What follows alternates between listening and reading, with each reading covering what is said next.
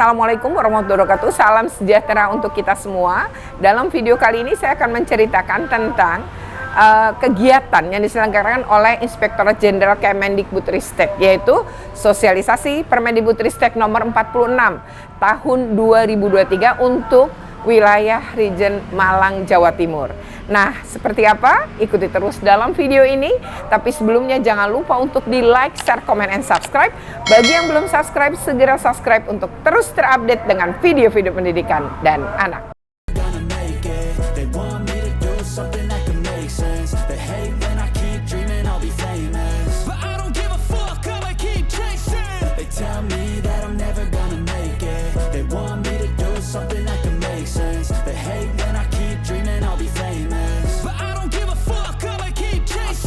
Could be special if I get rid of the devils. They think that I am a rebel. I think they want me to settle. There's nobody on my level. They think that work is too stressful. I think that work is essential. The grind is all in your mental. And I don't think you understand what I'll go through just to be in control of my life soon. All the negativity, man, I'm immune. I don't really need a mask with all I've been through. I've been making changes for the ages. 5-10 year plans are contagious. I attack that shit, I'm tenacious. And if you ain't, get the fuck out of my way then. Got one life, I won't regret it. I will fight until I get it. I'll look back one day from heaven and say, damn, I learned some lessons. And say, damn, I have no questions. I had fun in every second and the journey was a blessing, yeah. They tell me that I'm never gonna make it. They want me to do something that can make sense. They hate when I keep dreaming I'll be famous, but I don't give a fuck, I'ma keep chasing. They tell me that Pendidikan Provinsi Jawa Timur atau yang mewakili, Kepala Dinas Pendidikan dan Kebudayaan Kota Malang atau yang mewakili, Kepala Dinas Sosial Pemberdayaan Perempuan, Perlindungan Anak, Pengendalian Penduduk dan Keluarga Berencana Kota Malang, Kepala PMP Provinsi Jawa Timur, Kepala BBGP Provinsi Jawa Timur, Kepala BBPP MPV Boy Malang atau yang mewakili, serta Ibu Bapak serta sosialisasi Permendikbudristek nomor 46 tahun 2023 di lingkungan Kota Malang yang berbahagia. Assalamualaikum warahmatullahi wabarakatuh. Selamat siang. Teks nomor 46 tahun 2023. Hasil yang diharapkan dari kegiatan ini adalah tidak terjadi praktek kekerasan di lingkungan satuan pendidikan dan terbangunnya sinergisitas berbagai pihak dalam pencegahan. Dan salam sejahtera untuk kita semua. Salam, Om Swastiastu, Namo Buddhaya, salam kebajikan, Rahayu. Yang sama-sama kita hormati Ibu Retno Listiati selaku pemerhati anak dan pendidikan, yang juga nanti akan berkesempatan sebagai narasumber pada kegiatan siang hari ini. Yang kami hormati Bapak Jen Henry Sousa selaku Master Trainer, yang juga akan bertindak selaku narasumber pada kegiatan siang hari ini. Bapak Ibu para kepala dinas terkait baik dari Kota Malang maupun dari Provinsi Jawa Timur, Bapak Ibu para kepala satuan kerja atau UPT di lingkungan Kemendikbudristek, kepala BPPG, kemudian kepala BPG, dan membaca, mendengar dan melihat, ya, kita dibuat prihatin dengan berbagai kejadian kekerasan, bullying, ya, maupun kekerasan lainnya pada seluruh jenjang satuan pendidikan, mulai dari pendidikan dasar, ya, SD, SMP maupun pendidikan menengah, SMA atau SMK, sehingga sudah menjadi komitmen bersama untuk kita bersama-sama bahu-membahu melakukan upaya.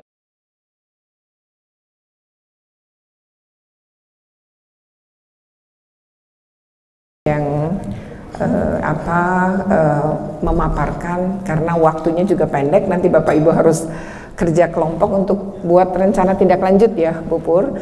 Nah kemudian nanti ada paparan singkat gitu ya dari masing-masing kelompok sekitar 5 menit. Jadi saya tugasnya adalah untuk menyampaikan pertama adanya darurat kekerasan. Yang kedua adalah menyampaikan tentang peraturan ini ya, Permendikbud ya nomor 46 tahun 2023. Baik Bapak Ibu, kita akan memulai Ya, saya seperti Bapak Ibu juga dulu pernah menjadi guru, menjadi kepala sekolah gitu ya. Kemudian terakhir komisioner KPAI dan sekarang saya kembali menjadi ASN Pemprov DKI Jakarta. Kita akan memulai dari sebuah pertanyaan. Pada tahun 2045 kita akan masuk ke masa yang kita sebut dengan akan ada bonus demografi, lalu akan ada generasi emas ya dan lain-lain. Nah, harapan ini kira-kira bisa nggak gitu ya kita capai gitu untuk peserta didik kita. Nah, lalu di dalam di dalam konteks profil pelajar Pancasila kita punya bentukannya. Seperti apa sebenarnya yang mau kita capai? Ada 6. Yang pertama adalah beriman dan bertakwa ya. Kemudian yang kedua adalah kebinekaan global, kemudian gotong royong, kreatif, bernalar kritis dan mandiri. Nah, sekarang pertanyaannya adalah apakah kita bisa mencapai ini? Dan juga gini, biar bersaing di industri. Kalau bersaing, anak ini terus-menerus mengalami kekerasan, hal positif pada dirinya nggak berkembang, Bapak Ibu, kreativitas nggak akan berkembang. Jadi yang harus dilakukan adalah, kalau anak kita pengen kuat, satu, gizinya diperhatikan. Kedua, jangan lakukan kekerasan pada anak-anak kita, sehingga anak ini punya rasa percaya diri dan hal positifnya berkembang. Saya tuh ada kasus tuh di Kepulauan Seribu. Bu, gimana ya Bu? Kan itu asrama. Anak-anak tuh nggak boleh Bu keluar asrama kalau pagi. Jadi mereka makan yang sudah disiapkan. Tapi namanya anak laki-laki mungkin merasa kurang ya. Jadi dia butuh makan nasi uduk lagi gitulah. Beli di luar pagar sekolah, tapi nggak boleh tuh pergi di luar. Nah, mereka suka diam-diam lompat kemudian beli. Nah, lalu dihukum. Berubah nggak Pak? Enggak. Pernah ditanya nggak kenapa mereka melakukan itu? Ternyata anak-anak ini bilang gini, ya kan ada kantin di sekolah, kamu beli aja kalau merasa kurang sarapan yang disediakan oleh asrama. Anak-anak tuh bilang, kadang uang kiriman tuh belum datang Pak. Kalau di luar boleh ngutang, di dalam sini nggak boleh ngutang. Nah, gimana Bu? Itu kan kita pusing. Di satu sisi ada aturan harus ditegakkan, kedua anak kita bisa sakit ketika dia misalnya bisa nggak sehat kalau makanannya kurang. Nah, maka pertanyaan saya adalah gini, emang jauh banget ya Pak tukang nasi uduknya? Enggak sih, cuma berapa meter dari pagar sekolah. Jadi di sisi sebelah kanan dan sebelah kiri. Kenapa nggak bisa diatur gini ya Pak? Anak-anaknya suruh WA aja ke tukang nasi uduknya suruh nganterin depan pagar. Jadi anak-anak itu kan nggak melanggar aturan dan tukang nasi uduknya mau datang. Nah, si gurunya langsung bilang, wakil kepala sekolah, iya ya kenapa saya nggak kepikiran itu ya. Jadi kayak susah banget padahal itu sebenarnya bisa diatasi gitu. Contoh lain adalah rambut. Rambut itu berulang-ulang jadi permasalahan dan sampai ke pengadilan. Bapak Ibu, kita kan memang tidak ditakdirkan untuk jadi tukang cukur kan. Jadi kan nggak usah nyukur-nyukur rambut anak kita. Lalu anaknya udah berulang kali gitu ngelanggar aturan, gimana ya? Nah, sebenarnya saya waktu jadi kepala sekolah, saya akhirnya kerjasama tukang cukur. Saya cari tukang cukur dekat situ, saya lihat bagaimana hasil potongannya. Saya jadikan anak saya sampel untuk dipotong rambutnya. Habis itu saya berbicara sama si tukang cukur, mau nggak datang ke sekolah saya kalau lagi upacara. Kami upacara sebulan 2 kali, tolong datang untuk motong rambut murid-murid saya. Karena problemnya adalah orang tuanya bilang, uang udah dikasih, anak-anak itu nggak potong juga Bu. Anak-anaknya saya tanya lagi, kenapa nggak potong juga? Pada udah dapat duit dari orang tua. Bu, nyampe di sana Bu penuh. Jadi nggak jadi. Antar besok aja deh hari Minggu, Sabtu nggak jadi, besok Minggu tambah penuh Bu. Akhirnya nggak jadi. Akhirnya datang dengan kondisi rambut yang gondrong. Berarti ini kayaknya saya pikir bisa bekerja sama dengan tukang cukur. Saya kerja sama loh. Tukang cukurnya diundang, lalu anak-anak pakai nomor, tapi sebelumnya saya bicara dulu sama orang tua, juga sama anak-anak. Orang tua setuju. Nanti ditagih kemudian tukang cukur dari saya bilang, Bapak cukur sekarang bayarnya minggu depan, setuju. Jadi sepakat semuanya, sosialisasi dilakukan, maka hari pertama tukang cukur kita berdiri di depan pakai nomor. Kamu nanti harus cukur, kasih. Berikutnya tagihan pada orang tua. Melalui jaringan apa? Wali kelas dan ketua kelas. Selesai itu semua lancar kok. Berikutnya saya kaget, kenapa jadi tambah banyak ya? Ternyata itu pertama lebih murah 5.000. Bu, di sini tuh lebih murah 5.000, potongan lebih bagus. Jadi kita sengaja mau potong rambutnya di sekolahan aja. Wah, itu kemudian saya berpikir, Pak, akhirnya si tukang cukurnya ngasih ide ke saya, Bu, setiap minggu aja jangan 2 minggu sekali, jadi biar murid ibu bisa tertangani. Tukang cukurnya juga seneng, karena dia dapat proyek kan gitu, dari kepala-kepala anak-anak murid saya. Terus abis itu wali kelas nggak pernah pusing, bidang kesiswaan juga nggak pernah pusing, tinggal kamu berarti harus potong minggu depan, kamu harus potong, bawa uangnya sekalian lebih baik. Anak-anak karena pada bawa uang sendiri, kan tadi ditagih berikutnya. Kata anak-anak, Bu, saya mau potong hari ini dan uangnya sudah siap, gitu, bayar cash gitu. Itu juga kejadian-kejadian menurut saya, kita tuh bisa cari alternatif untuk mengatasi hal-hal. Termasuk anak yang terlambat. Anak yang terlambat tuh Bapak Ibu berarti punya masalah. Nggak bisa tidur, cemas, takut, khawatir, sehingga dia sulit tidur, tidurnya pagi, akhirnya bangun kesiangan, datang terlambat. Jadi yang harus kita selesaikan di anak-anak terlambat adalah mereka kita tanya, ajak bicara dari hati ke hati, kenapa terlambat. Kalau terlambatnya karena masalah psikis dan lain-lain, berarti harus diselesaikan. Siapa tahu dia korban kekerasan. Tapi kalau terlambat karena, Bu, di sini nggak boleh naik motor, karena anak saya belum 17, sementara kami nggak bisa nganterin. Lalu anak ini ya terpaksa kita kasih motor. Kalau mau nggak terlambat, tapi sekolah nggak boleh. Nah akhirnya anak-anak kami terlambat, begitu katanya. Lalu saya bilang, emang nggak ada tukang ojek ya? Gimana kalau langganan Gojek saja atau naik Grab, Grab atau Gojek saja gimana yang motor? Karena anak-anak ini memang belum boleh bawa motor karena memang belum punya SIM. Jadi ini hal-hal yang sering muncul di dalam berbagai kegiatan. Nah, begitu Bapak Ibu. Nah, sekarang kita pindah ke kekerasan seksual. Emang terjadi ya kekerasan seksual di sekolah gitu? Terjadi Bapak Ibu, saya contohin yang ekstrim saja ya. Yang pertama adalah kasus ini di SMP negeri di Kabupaten Batang, Jawa Tengah. Korban 45, modusnya adalah, ini pelakunya guru pembina, OSIS, sekaligus kebetulan guru agama. Modusnya adalah untuk anak-anak OSIS laki-laki tes kejujuran, anak OSIS perempuan, calon OSIS perempuan tes kedewasaan.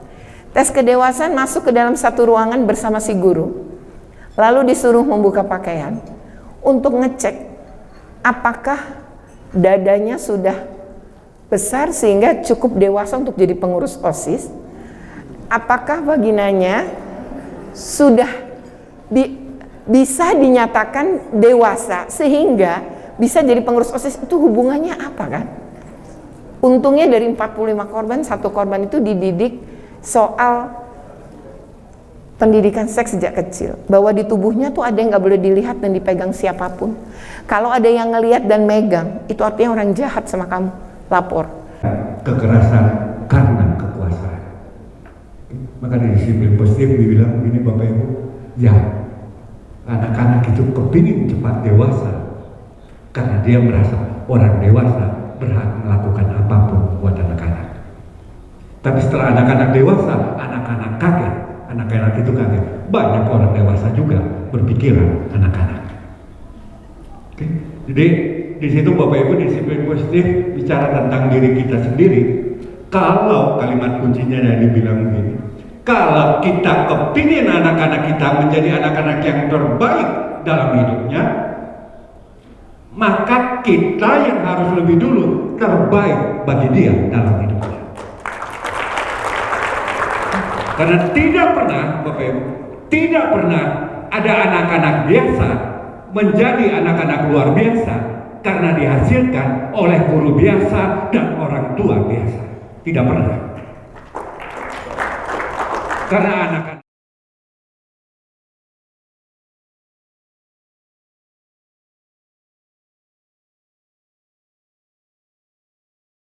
melakukan pencegahan. Ya. Kalau dari sisi bagaimana mencegah siswa, ya salah satunya melalui peran parenting maupun peran guru.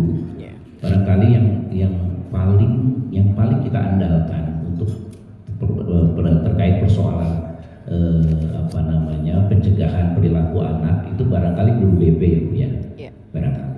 Nah, pengalaman kami Bu, saya terutama ketika saya masih bersekolah dulu, saya nggak tahu Ibu Rektos atau teman-teman yang lain punya pengalaman yang sama atau tidak dengan saya. Saya melihat peran guru BP ini kalau dulu ya, mudah-mudahan saat ini sudah tidak, antara ada dan tiada. Jadi secara status ada guru BP-nya, tetapi dari sisi peran nyaris saya sendiri dulu ketika bersekolah hampir tidak merasakan peran guru BP. Nah, seingat saya ketika SMP sama sekali saya tidak pernah merasakan peran guru BP. Sekarang itu kita buat menjadi sekolah ramah anak. Jadi menangani anak yang terlambat tidak perlu harus dengan kekerasan, dengan hukuman dan sebagainya, tetapi terutama dari tatipsi itu untuk tidak berlaku kenceng gitu ya. Seperti contohnya misalkan potong rambut seenaknya sendiri, kemudian bentak-bentak anak, kemudian menghukum dengan cara misalkan baris berbaris dan sebagainya.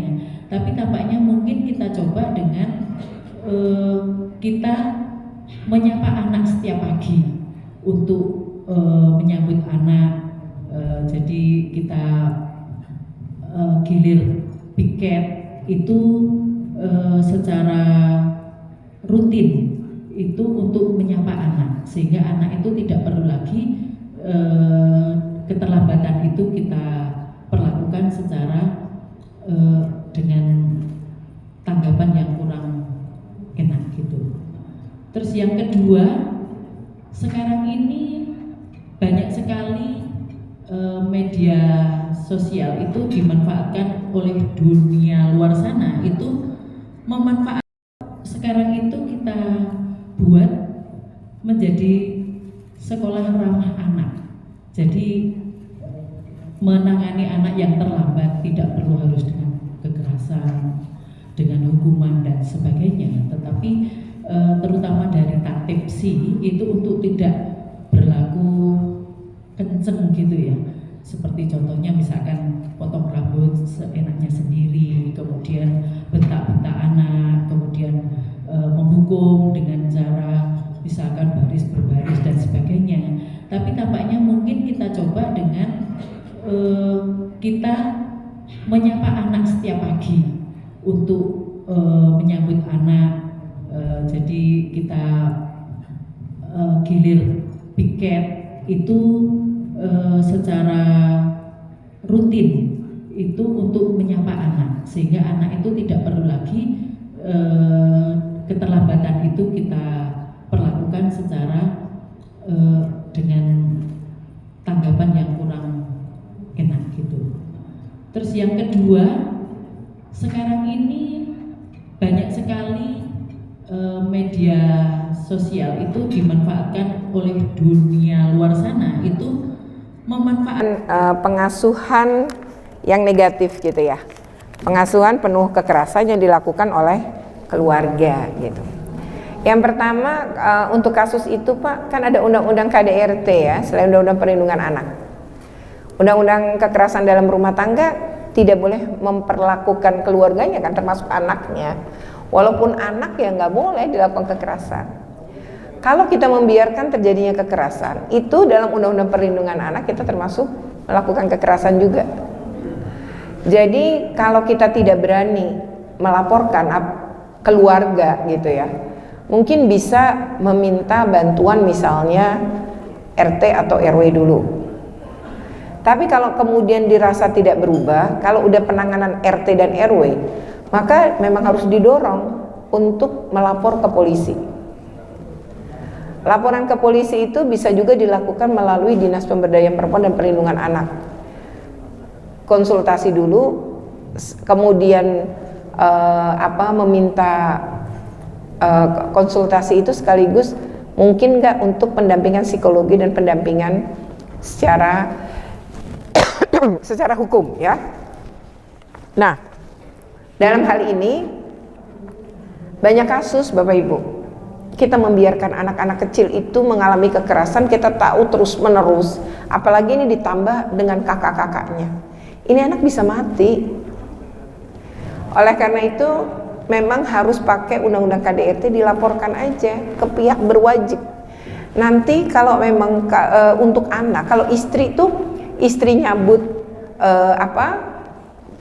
nyabut laporan itu bisa kemudian nggak berlanjut. Tapi kalau anak enggak. Kalau anak yang jadi korban, saya izin minum ya.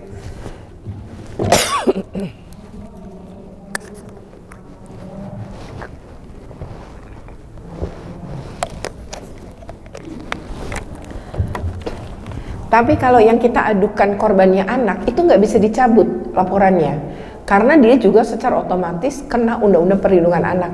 Dan Undang-Undang Perlindungan Anak itu tidak ada delik aduan, itu delik pidana. Itu. Saya mau menceritakan kasus ketika saya jadi komisioner KPAI. Anak ini tuh, ya biasanya orang tua yang melakukan kekerasan tuh mengalami masalah dengan kesehatan mental kan. Mungkin kasus orang tua akhirnya membunuh 4 anaknya yang sekarang lagi ditangani kepolisian, itu kan bermula dari istrinya mengalami KDRT. Sampai saking parahnya KDRT, saya harus dirawat di rumah sakit. Karena dirawat di rumah sakit, dokter menemukan tanda-tanda ini kayaknya bukan jatuh, ini kekerasan. Dokterlah yang melaporkan sebenarnya, bukan istrinya. Nah, ketika kemudian dokter melaporkan dan ada pendampingan psikologi yang kalau dilaporin polisi, maka kemudian ini barulah ketahuan. Nah, si suami ini sebenarnya sempat dipanggil oleh polisi tapi mangkir. Nah, padahal kondisi itu ini yang sangat kita sayangkan juga. Mestinya polisi segera mengamankan 4 anaknya. Jadi kalau si istri sudah menceritakan bahwa ada 4 anak pada pelaku, ini harusnya segera diamankan.